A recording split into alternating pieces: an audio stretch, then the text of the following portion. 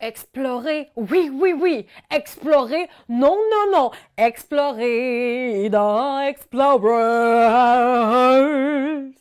Pam, pam, pam, pam, pam, pam, pam, pam, pam. Pam, pam, pam, pam, pam, pam, pam, pam. Enfin, le nouveau jeu de Phil Walker. Alors bonjour mes amis, mes amours, aujourd'hui nous allons parler d'Explorers, un jeu de Ravensburger fait par Phil Walker Harding qui a su explorer tous les confins de mon cœur. Ah oui, j'ai beaucoup aimé ce jeu-là puis j'ai envie de vous en parler parce que même si ce jeu-là semble simple a priori, ce qu'il est, je trouve qu'il y a quand même une belle complexité puis je suis restée comme hook avec ce jeu-là, puis je trouve ça le fun de se dire « Hey, j'ai hâte de rejouer à ce jeu-là ». Fait que je trouve que ça vaut la peine de vous en parler. Alors, dans ce jeu, tu incarneras un aventurier ou une aventurière qui voudra explorer un territoire inconnu. Et comme dans chaque bonne exploration, tu trouveras sur ton chemin différentes affaires, des gemmes, des petits diamants. Tu vas trouver des clés qui vont t'ouvrir la porte de temples cachés qui vont t'offrir des points de victoire, mine de rien. Sinon, tu vas croiser des tomates, non, des pommes, des carottes, des poissons pour manger. Parce qu'un explorateur ou une exploratrice, ça a faim, c'est connu, ça marche pas mal, ce monde-là. Hein? On va se le dire. Sinon, tu as des chevaux qui vont t'aider à te déplacer. Bref, il y aura plein de choses que tu découvriras sur ton chemin qui vont te permettre de faire des points à la fin. Maintenant, différentes stratégies peuvent être faites tout au long de la partie de dire « moi, je vais miser ces poissons, nanana ». Mais il y a une particularité qui est quand même assez importante à mentionner, c'est lorsque les joueurs et les joueuses jouent, techniquement, si c'est à mon tour de tourner le carton des petits éléments, fait que là, ici, on a de l'eau ou de la terre, ou du gazon, pardon, du gazon, c'est vert.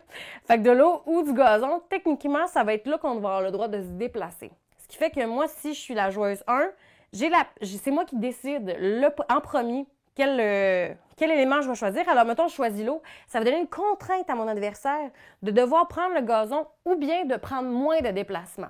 Fait qu'il y a toujours cette notion-là en jeu qui vient te garder sur tes deux pieds puis bien alerte parce que même si tu as un plan d'attaque assez solide, ben mine de rien, ça se peut que tu n'ailles pas tout à fait où c'est que tu veux aller et que tu te laisses quitter par le chemin de la vie.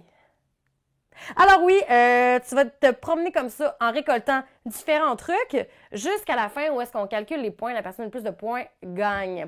Ce qui est le fun, c'est que les façons de faire les points sont quand même changeantes de partie en partie parce que, vous allez voir, il y a différents objectifs qui peuvent être réalisés, ce qui crée quand même un dynamisme quand vous voulez rejouer. Le plateau aussi se tourne de côté pour justement offrir de nouveaux objectifs de jeu. Fait que, belle rejouabilité, fun.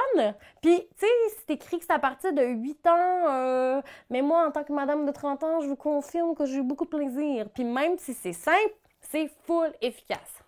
Mon petit bémol, parce que, tu sais, dans la vie, tout n'est pas parfait, parce que, comme diraient les profs de yoga que j'ai suivis, I am perfectly imperfect. Tu sais, on accueille l'imperfection.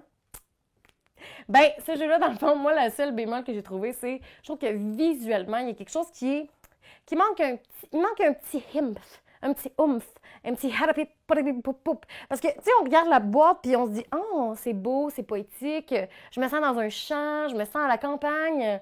Puis là, finalement, tu vois ça puis tu fais, ah, je me sens plus comme en géographie secondaire 3, tu sais. Ce qui n'est pas inintéressant, c'est juste que moi, en tant qu'exploratrice intérieure, j'aurais envie que ce soit plus poétique, plus beau, plus doux. Et là, c'est comme, on a un petit carré avec d'autres petits carrés qu'on met dedans. Ce qui n'est pas vilain, mais si on me demande mon avis personnel, ben je me dis, bah, comme, ça pourrait être plus hope et hip. Hope et hip, définition qui va être écrite en bas dans le dictionnaire de la petite Karen.